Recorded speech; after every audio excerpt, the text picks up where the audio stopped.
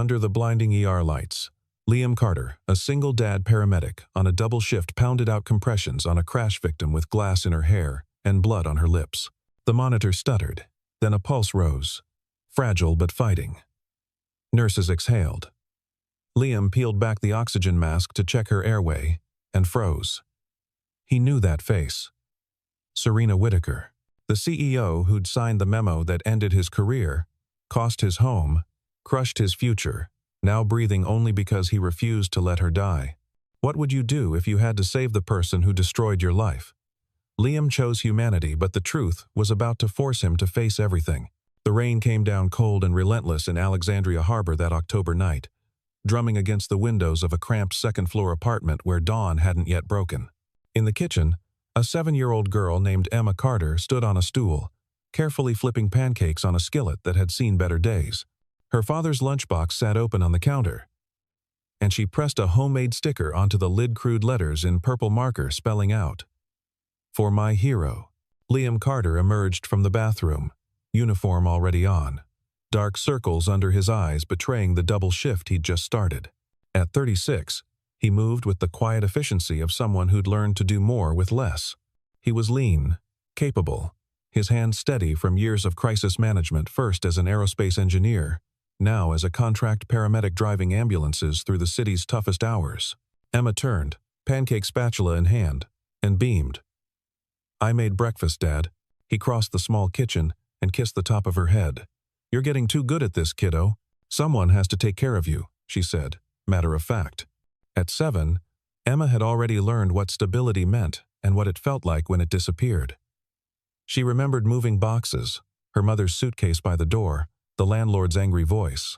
She remembered her father holding her while she cried, promising they'd be okay. And somehow they were. Different, smaller, but okay. Liam plated the pancakes and ate standing up, checking his phone. Rent was due in 6 days. He had the money barely, but it meant no repairs on the truck and another month of hoping nothing broke. He glanced at Emma, who was carefully packing carrot sticks into his lunchbox alongside the pancakes. She didn't know that the sticker she'd made was covering a dent from when he'd thrown the box against the wall 3 years ago, the night the termination letter arrived. That letter had changed everything. Liam had been a lead engineer at Whitaker Industries, responsible for quality assurance on aerospace fuel systems.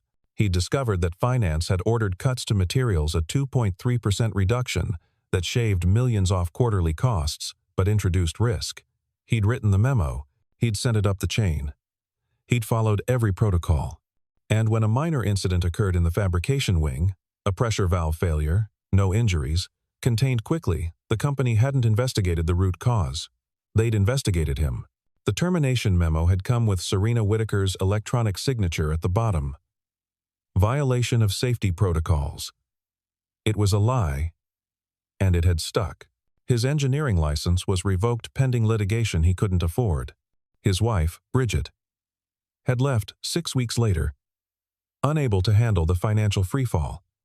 The house went into foreclosure, and Liam, holding his daughter's hand in a motel parking lot, had made a choice. He would start over. Not bitter, not broken, just different. He'd trained as a paramedic, passed the certification, and found work with a contracting agency that didn't ask too many questions. The pay was less than half what he'd made before, but it was honest work. And on the nights when his hands compressed a chest and pulled someone back from the edge, he remembered why he'd always believed in doing the right thing, even when the right thing cost him everything. Across the city, in a glass tower that overlooked the harbor, Serena Whitaker sat alone in her corner office as the first light of dawn touched the skyline. At 34, she was one of the youngest CEOs in the industry, a position she'd inherited when her father, Richard Whitaker, died of a heart attack 18 months ago. The board had expected her to be a figurehead. She'd proven them wrong by driving 2 consecutive quarters of record profit, but the cost of that success sat heavy in her chest, especially in the quiet hours before the office filled with noise. She scrolled through an old file on her computer, a safety memo flagged for review 3 years ago. Liam Carter's name was at the top. She'd signed off on his termination, but she couldn't remember reading the details. Her assistant had marked it urgent. Legal had attached a recommendation. Finance had noted the cost implications. She'd clicked approve from 30,000 feet, flying back from an investor meeting, trusting the system. But lately, the system felt like a trap. The board pushed for expansion. The CFO, Damian Cross, presented cost-saving measures that looked brilliant on spreadsheets, but felt hollow in practice. Workers on the production floor avoided her eyes when she toured the facilities. And some nights, like tonight, she woke at 3 in the morning, wondering if her father would be proud of the empire she was building or horrified. She closed the file and rubbed her temples. In 6 hours, she had a meeting with Damian about the next phase of restructuring. He wanted to cut another 12 positions and outsource quality control. The numbers worked. The ethics didn't. But she hadn't figured out how to say that without sounding weak. Serena shut down her computer, grabbed her coat, and headed for the elevator. She'd drive home, try to sleep, and face tomorrow the same way she faced every day, by convincing herself that difficult decisions came with the job. She never made it home. The call came through Liam's radio at 11:47 p.m. Multi-vehicle collision. Riverside Bridge. Possible fire. 2 critical. He and his partner, Flynn, a 29-year-old former Army medic with a dry sense of humor and steady hands, hit the lights and cut through the rain-slicked streets. The bridge was chaos. A sedan had hydroplaned and clipped a coupe, sending it spinning into the guardrail. The coupe's front end was crumpled, airbags deployed, and the smell of gasoline hung sharp in the cold air. Smoke curled from under the hood. Police were already setting flares, redirecting traffic, shouting over the wind. Liam grabbed the jump kit and sprinted toward the coupe. Through the shattered driver's window, he saw her, a woman slumped against the deflated airbag, blood streaking her temple, glass glittering in her blonde hair. He checked the door, jammed. Flynn appeared with the Halligan bar, and together they pried it open. "Ma'am, can you hear me?" Liam's voice was calm, professional. No response. He stabilized her cervical spine while Flynn cut the seatbelt. They eased her onto the pavement, away from the gasoline smell, and Liam began his assessment. Airway obstructed. He suctioned blood and debris, inserted an oropharyngeal airway, and reached for the bag valve mask. Breathing shallow, labored. He squeezed the bag in smooth, even compressions, watching her chest rise. Circulation, carotid pulse, weak and thready. Disability pupils sluggish but reactive. Exposure lacerations to the scalp and forearm. Possible internal injuries. Flynn had the monitor on. Sinus Tatch, 130. Pressures dropping 80/50. Liam glanced at the screen, then back at the woman's face. Something about her looked familiar, but he didn't have time to think about it. "Start a line, wide open. Get me the collar and backboard." They moved fast. IV access, saline bolus, cervical collar secured. But as they lifted her onto the backboard, the monitor screamed. "Asystole. No pulse. Start compressions," Liam said, and Flynn positioned himself over her chest. Liam grabbed the drug kit. Epinephrine, 1 milligram 4 push. He watched the monitor, counted out loud, kept his breathing steady. 30 compressions, 2 breaths. 30 compressions, 2 breaths. 1 minute, 2 minutes. The rain hammered down, soaking through his uniform. Flynn didn't slow. Liam checked for a pulse, nothing. Another round of epi. Another cycle. At 2 minutes 40 seconds, the monitor blipped. A single QRS complex. Then another. Sinus rhythm. Weak but present. Liam felt the carotid pulse flutter under his fingertips and exhaled hard. "We got her," Flynn said, breathing heavy. "Nice work." They loaded her into the ambulance, and Liam climbed in the back while Flynn took the wheel. The ride to Alexandria General was 6 minutes. Liam kept one hand on her pulse, the other adjusting the oxygen flow, his eyes on the monitor. She was stable barely, but alive. It wasn't until he leaned over to check her pupil response again, pulling the oxygen mask aside, that he saw her face clearly under the interior lights. His stomach dropped. He knew this woman. Not personally. But he knew her. Serena Whitaker. The name hit him like a fist. He stared at her unconscious face. Rain and blood smeared across her pale skin, and for a moment, the ambulance seemed to tilt. This was the woman who had signed his termination letter. The CEO who had let finance and legal bury the truth. The person who had cost him his career, his marriage, his home. And he had just saved her life. His hands started to shake. He pulled them back, clenched them into fists, forced himself to breathe. The rage came fast and sharp. Every memory, every humiliation, every night, he'd sat at that cheap kitchen table, trying to explain to Emma why they couldn't afford the field trip or the new shoes or the birthday party. But then he looked at the monitor, at the pulse, at the rise and fall of her chest, and he heard his own voice in his head, the same voice that had gotten him through 3 years of survival. Patient first, everything else after. He reached for the blood pressure cuff and took another reading. 85/58. Rising. He adjusted the IV drip, checked her airway again, and did his job. Because that's what he did. That's who he was. When they pulled into the ER bay, he kept his voice steady as he handed off to Dr. Audrey Bennett, the attending on duty. Female, mid-30s, MVC with rollover, asystole on scene, ROSC after 2 rounds of epi and 4 minutes of CPR. GCS was 3 at the scene, now 5. Vitals stabilizing. Lacerations to the scalp and forearm. Possible internal bleeding. Dr. Bennett nodded. Already moving. Good work, Liam. We'll take it from here. Flynn clapped him on the shoulder as they walked back to the rig. Hell of a save, man. You okay? Liam nodded. He wasn't okay. But he would be. He always was. By the time they restocked the ambulance and cleared the call, word had already spread through the ER. A nurse mentioned the name Whitaker. And suddenly, everyone knew. The CEO of Whitaker Industries, the woman whose face appeared in business journals and investor reports, was in trauma bay too. Flynn gave Liam a sidelong look. You know who that is, right? Yeah, Liam said quietly. I know. You good? I did my job. That's all. But when Liam walked past the trauma bay and saw Serena Whitaker through the glass intubated, monitors beeping, a team working over her, he felt something crack inside his chest. Not pity, not satisfaction. Just exhaustion. The kind that came from carrying weight for so long that you forgot what it felt like to put it down.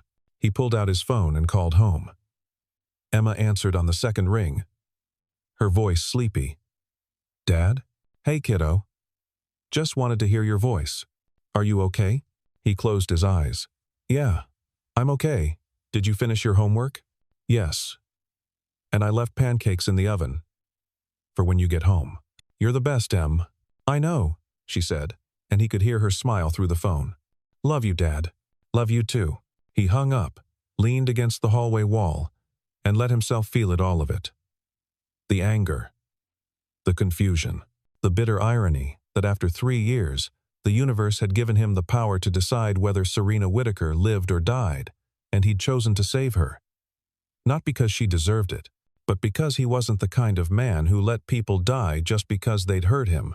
3 years earlier, Liam had been a different man. He'd worn tailored shirts and steel-toed boots, carried a clipboard, and a reputation for being the engineer who wouldn't sign off on anything unless it was perfect. His team respected him, his supervisors trusted him, and when he discovered the cost-cutting measure buried in a revised procurement order, a 2.3% reduction in a critical fuel line alloy, he did exactly what he was supposed to do. He wrote a risk assessment memo, 16 pages, annotated with stress calculations and failure mode projections. He sent it to quality assurance, to legal, to finance, and to the CEO's office. He followed up twice. He documented everything. Damian Cross, the CFO, had been the one to respond. Liam remembered the meeting, Damian's pale face, his sharp gray eyes, the way his tailored charcoal suit seemed to absorb light. Your concerns are noted, Damian had said, his voice smooth and cold. But the engineering tolerance is well within acceptable limits. We're not compromising safety. We're optimizing efficiency. Efficiency doesn't mean anything if a fuel line ruptures at altitude, Liam had replied. Damian smiled a thin, humorless expression. That's why we have redundancy protocols. This conversation is over. 2 weeks later, a pressure valve failed during a stress test in the fabrication wing.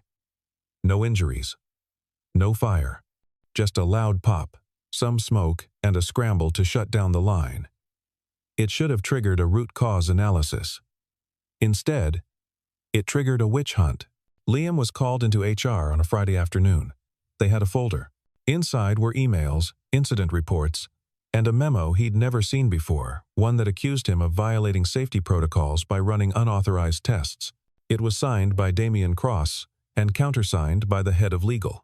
"This is fabricated," Liam said, his voice steady despite the adrenaline.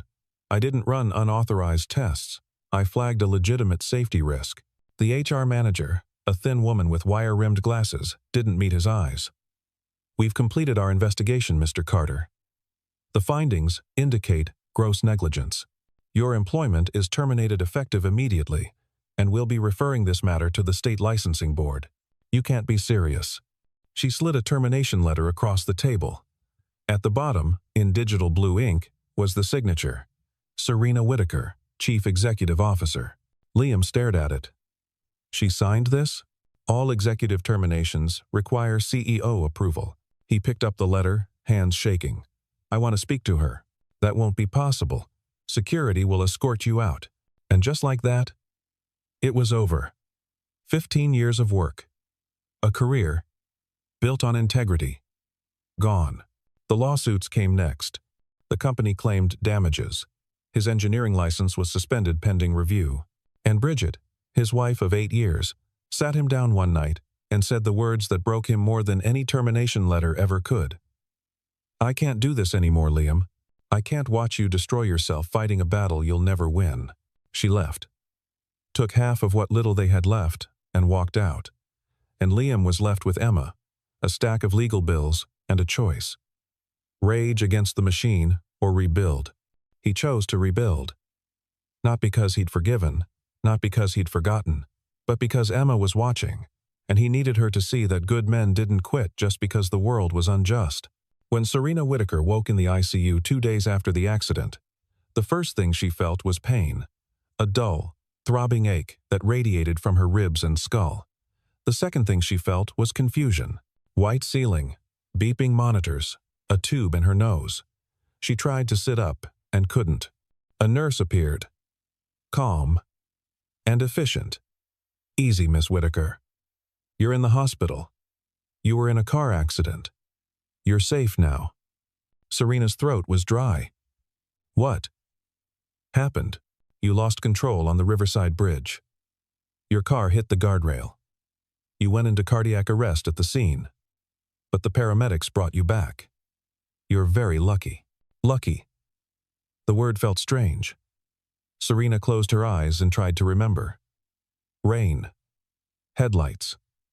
The feeling of the wheel jerking out of her hands. And then nothing. "Who?" Her voice cracked.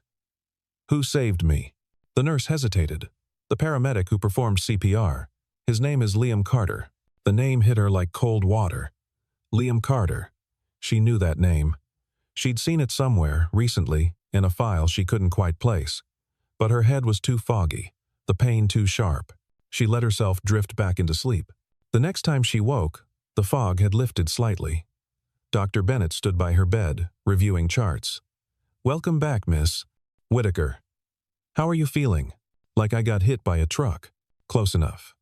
You've got 3 fractured ribs, a mild concussion, and some lacerations, but no internal bleeding. You'll recover fully with time and rest." "Can I talk to him?" "The paramedic?" Dr. Bennett's expression shifted just slightly. "I'll see if he's available." An hour later, Liam Carter stood in the doorway of her room, still in his uniform, his expression unreadable. Serena looked at him, really looked, and felt a jolt of recognition she couldn't explain. "You saved my life," she said, her voice hoarse. He stepped inside, kept his distance. "I did my job. I want to thank you." "You just did." There was something cold in his tone, something guarded. Serena frowned. "Have we met before?" Liam's jaw tightened. "You wouldn't remember." "What does that mean?" He didn't answer. Instead, he turned toward the door. "Wait." Serena's voice was sharper now. "Please. I owe you more than a thank you. If there's anything I can do, there's nothing you can do, Liam said quietly. And then he walked out. Serena stared at the empty doorway, confusion, and something heavier settling in her chest. She reached for her phone, scrolled through her contacts, and called her assistant. I need a file. Personnel records from 3 years ago. Anyone named Liam Carter. The file arrived 2 hours later. And as Serena read through the termination memo, the fabricated incident reports, the legal maneuvering, her hands started to shake. She saw her own signature at the bottom of the dismissal letter. She didn't remember signing it. She'd signed hundreds of documents that year, most of them auto-approved by her assistant, based on recommendations from department heads. But this one had destroyed a man's life. She kept reading. Liam Carter had been right. The cost-cutting measure had introduced risk. The incident hadn't been his fault, and Damian Cross had orchestrated the entire cover-up, using her signature as the final seal. Serena closed the file and pressed her palms against her eyes. She'd always told herself that tough decisions came with leadership, that she couldn't second-guess every termination, every restructuring, every cost analysis.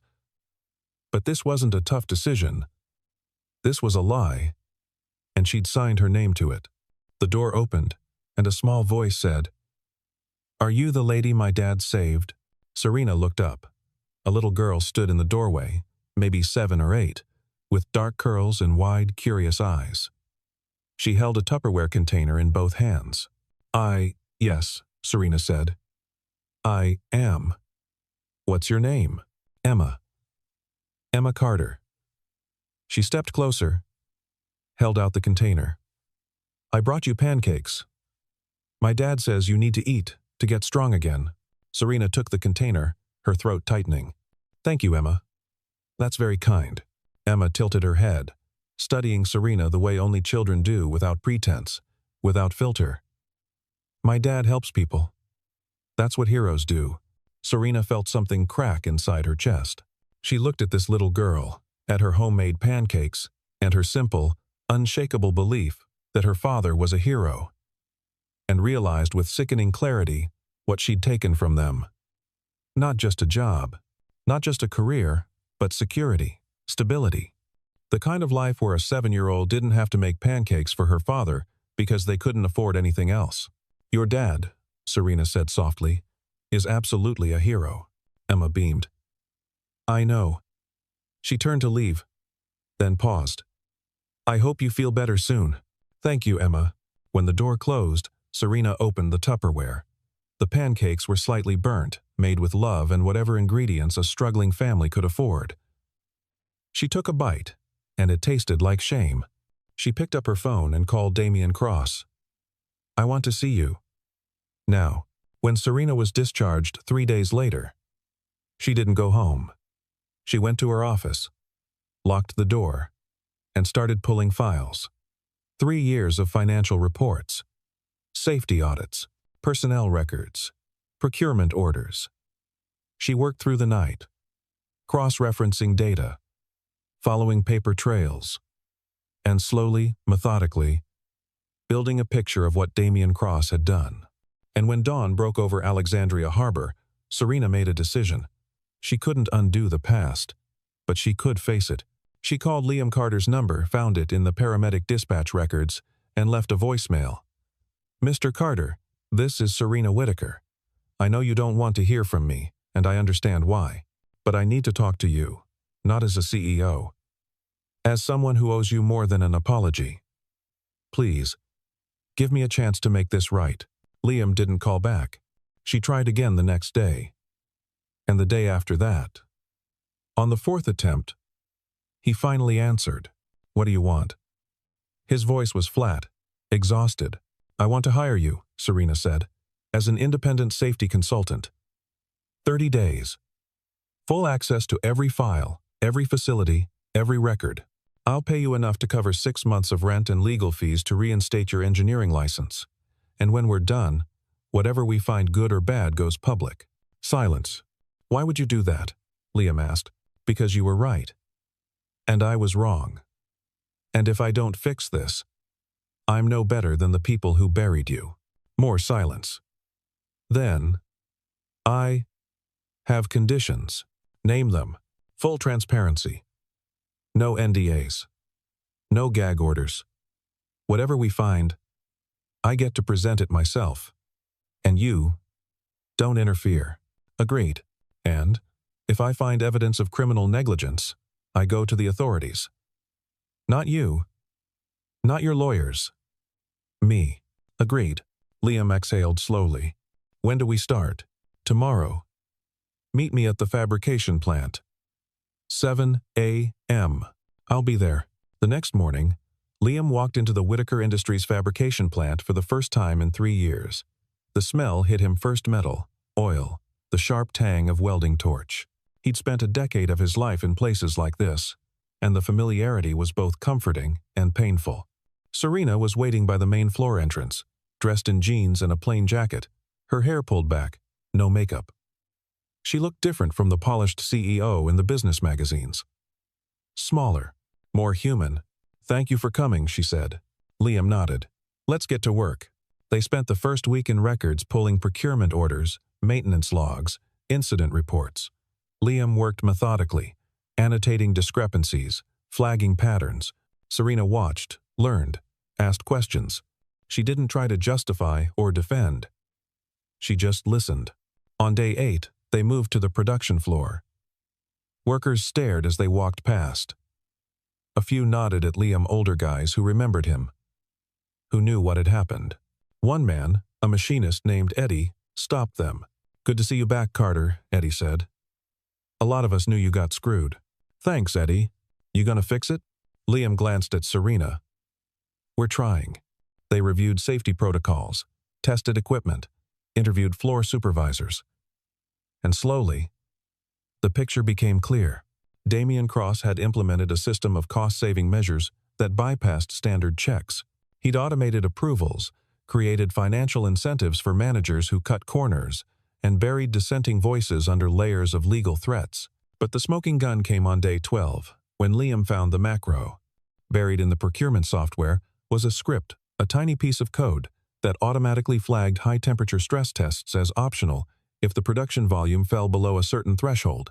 It had been committed to the internal repository by Damian Cross's user account 3 years ago, 2 weeks before Liam's termination. Liam showed Serena the code. This is how he did it.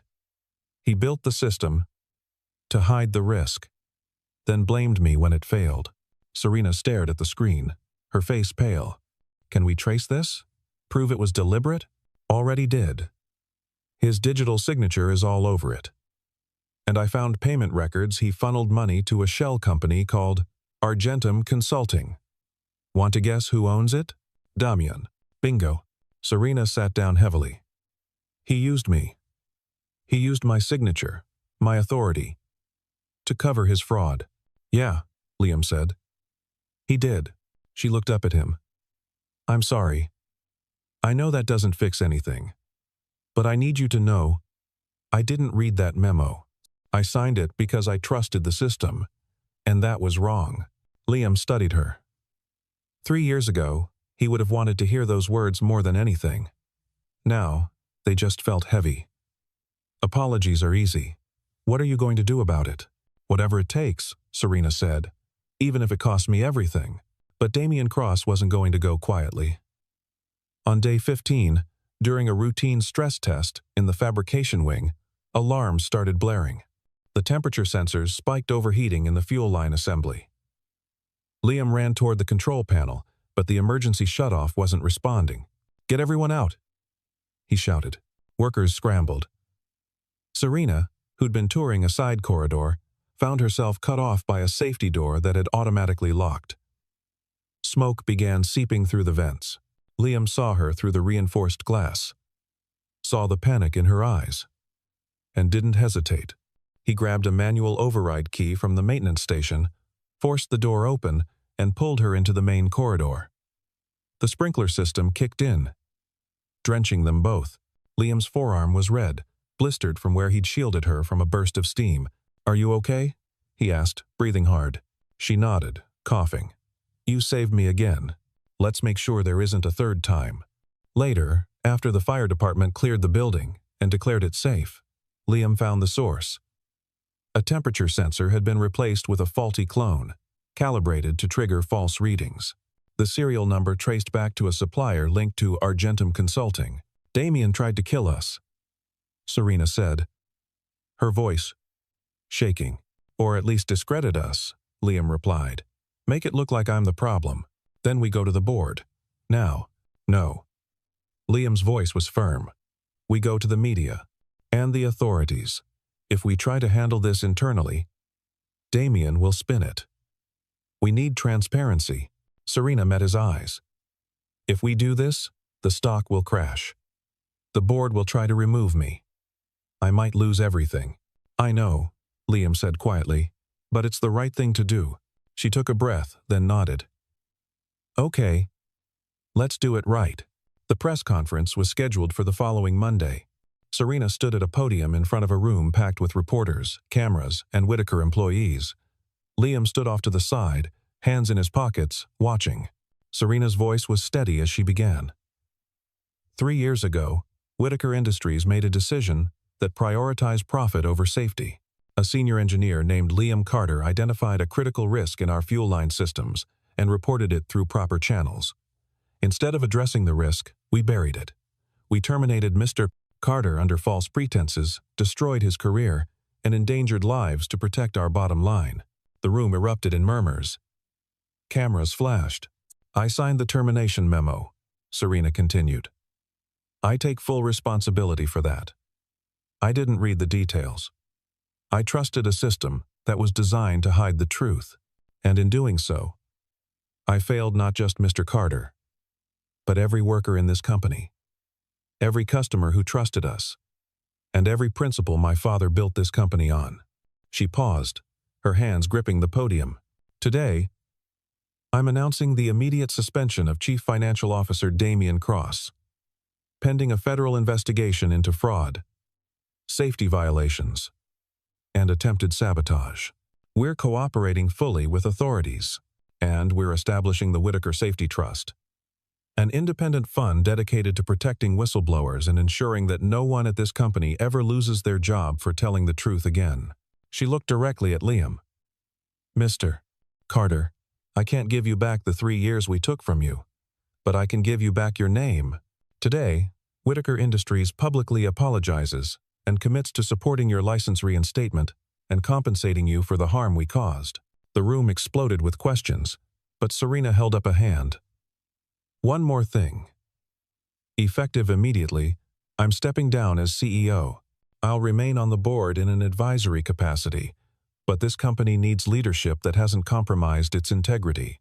I won't be that person." Liam watched her walk off the stage, past the shouting reporters, and out a side door. He found her 10 minutes later, sitting alone in a stairwell, her head in her hands. "You didn't have to step down," he said quietly.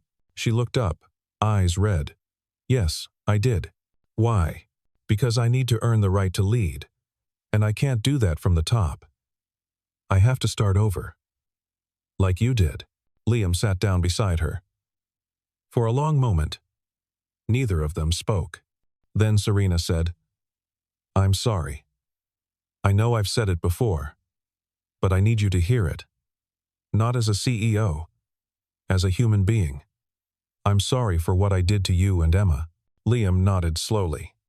"I believe you. Does that mean you forgive me?" He thought about it. About the 3 years of struggle, the nights Emma had cried because they couldn't afford things, the weight of carrying anger like a stone in his chest. And he thought about the moment in the ER, when he'd had the choice to save her or let her die, and how easy it would have been to choose the latter. "Forgiveness isn't a switch," he said finally. "It's a process. But yeah, I'm working on it." Serena smiled, small, genuine, tired. "That's more than I deserve." "Maybe," Liam said. "But it's what you're getting." In the weeks that followed, Damien Cross was arrested. Federal investigators found evidence of fraud, embezzlement, and deliberate safety violations. The trial made headlines. And when he was led out of the courthouse in handcuffs, still wearing his tailored gray suit and diamond watch, the cameras captured every second. Liam's engineering license was reinstated. The state board issued a formal apology, and job offers started rolling in. But Liam didn't take them. Instead, he accepted a position as Director of Technical Operations for the newly established Whitaker Safety Trust. The trust's mission was simple: protect whistleblowers, fund independent safety audits, and ensure that companies couldn't silence the people who told the truth. It was the kind of work Liam had always believed in, and now he had the resources to do it right. Serena took a leave of absence from Whitaker Industries and enrolled in an EMT training course. She showed up at the same ambulance station where Liam worked, volunteering on community outreach programs, learning CPR, helping organize safety workshops at local schools. One afternoon, they found themselves teaching a first aid class at Emma's elementary school. The kids sat cross-legged on the gym floor, wide-eyed, as Liam demonstrated chest compressions on a dummy. Serena knelt beside a little boy who was struggling to position his hands correctly, guiding him gently. "Like this?" the boy asked. "Perfect," Serena said, smiling. Emma watched from the front row, her homemade bracelet now upgraded with 3 beads labeled Truth, Trust, and Love glinting on her wrist. When the class ended, she ran up to her father and threw her arms around him. "You were amazing, Dad." "We had a good assistant," Liam said, glancing at Serena.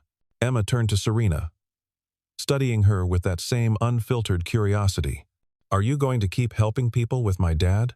Serena crouched down to Emma's level. "If he'll let me." Emma looked at Liam, then back at Serena. "I think you should. Heroes are better in teams." Later, as they walked along the riverfront, the autumn sun casting long shadows across the water, Serena said, "I spent my whole life thinking leadership meant making hard decisions, but I was just making easy ones. The hard decision is admitting when you're wrong." Liam watched a leaf drift downstream. The hard decision is choosing to be better, even when no one's watching. Serena stopped walking, turned to face him. "I want to be better. Not just at this job, but at life. At being human. And I think I need help with that." "What kind of help?" She smiled, a little nervous. "The kind where someone who knows what it's like to start over teaches me how to do it right." Liam held her gaze. Over the past months, something had shifted between them. It wasn't forgiveness, not entirely. It was something quieter, deeper. Trust. Earned. In increments. Respect. Built through action. And maybe, just maybe, the beginning of something more. "I think I can manage that," he said. A year later, the Whitaker Safety Trust held its first annual conference. Engineers, safety officers, and industry leaders gathered to share best practices, discuss new regulations, and honor whistleblowers who'd spoken up despite the cost.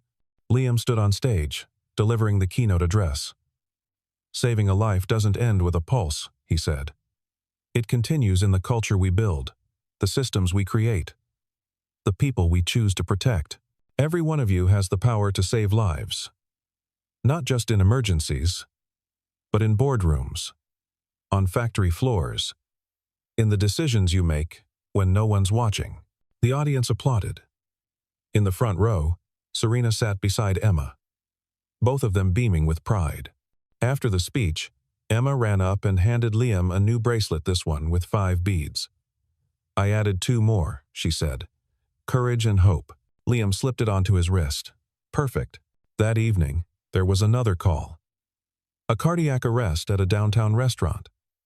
Liam, Serena, now a certified EMT, and their team responded together. They worked in sync, each movement precise, each decision clear. When the patient's pulse returned, they locked eyes across the gurney, and Serena whispered, "You saved me twice. Let me spend my life saving with you." Liam smiled. "I think we already are." The ambulance doors closed. The sirens wailed, and as they drove into the night, the city lights blurring past, 2 people who'd once been on opposite sides of a terrible mistake found themselves on the same side of something beautiful. A second chance. If you believe that truth and humanity can heal even the deepest wounds, share this story. One click might give someone else the courage to start over.